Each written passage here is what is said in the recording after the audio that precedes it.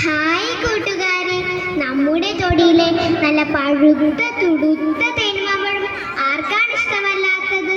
അതിൻ്റെ കൊതിയൂർന്ന സ്വാദ് ഒരിക്കലെങ്കിലും നുകരാത്തവരായി ആരും തന്നെ ഉണ്ടാവില്ല.